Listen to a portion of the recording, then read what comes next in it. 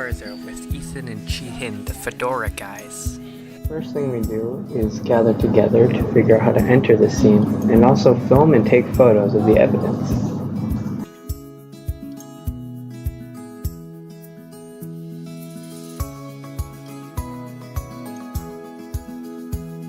Next, we're going to block off the scene.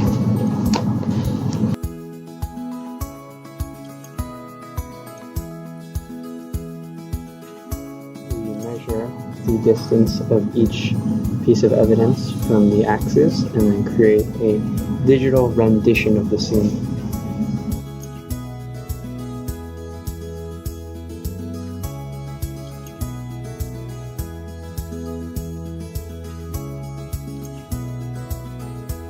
Next, we will have to gather the evidence that is related to the scene.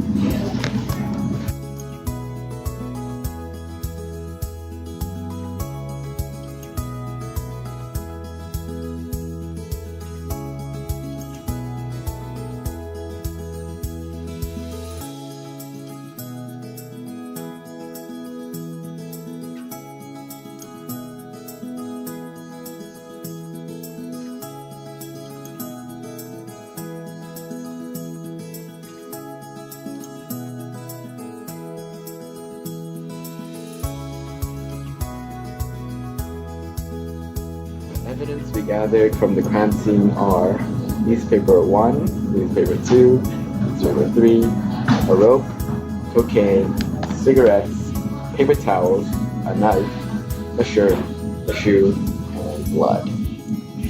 Newspapers 1 and 3 are both newspapers from the year of 2016, based on the first newspaper, which is dated August 27th to 28th, 2016. We can tell that he was probably a well-informed individual because the newspaper is about democracy. Now, the third newspaper is flipped to the page of the horse races on September 18th, 2016. So we can definitely have some clue that the victim here was likely possibly a gambler and betted his fortune away, which might have contributed to his decision or might have contributed to his death. The second newspaper is dated about a year ago, on November 16, 2015. Through this newspaper, we can tell that this individual is very well educated because of his knowledge in a second language. In the middle of the scene is a length of rope, and this rope is attached to the victim's neck. And there's also a tipped over box which hints that the victim may have died to a hanging, possibly self-inflicted, or from another person.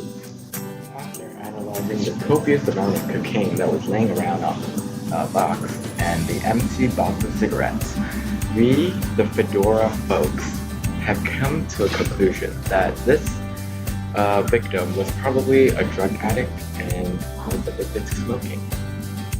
There's a knife lying on the side, and this knife has some blood along the side of the blade and also on the handle. And based on this, we're going to assume that the knife is used in a slicing motion to attack the victim, possibly. And because of blood on the handle, we can assume that some blood also dripped down there from the person's hand. Now, the paper towel on the side is all bloody and scrunched up, and could be from an attempt to wipe away the blood. Seen on the crime scene near the knife, there was a bloody shirt that was randomly thrown onto the ground. After analyzing the shirt, there was blood near the collar, which must represent that the wound was near the neck of the victim. Furthermore, the blood ran downwards, so that means the shirt must be worn when the victim was stabbed in the neck.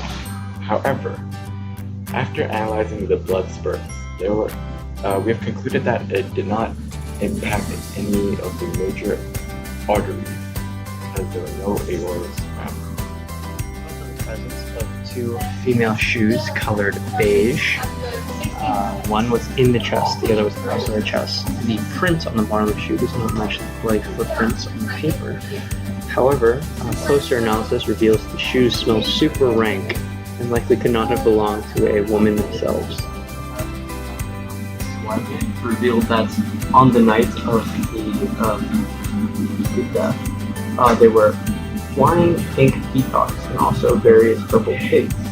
Now, further background checks reveal that Mrs. Weibel has a history of drug abuse and may have been tripping on LSD.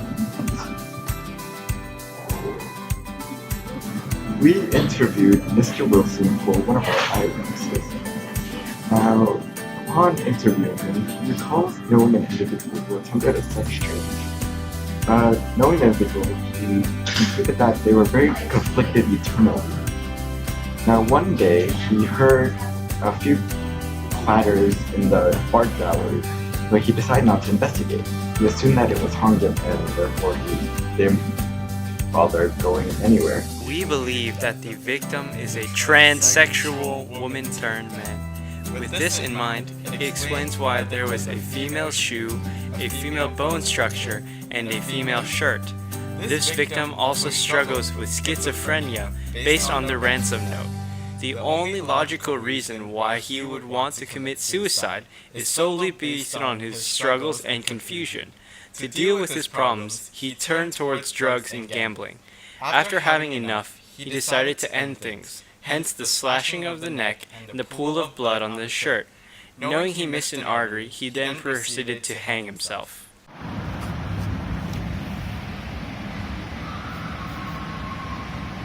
The blood and shoe print don't match that of the victim. If you want to find out more, tune in to the next episode of the Fedora Guys.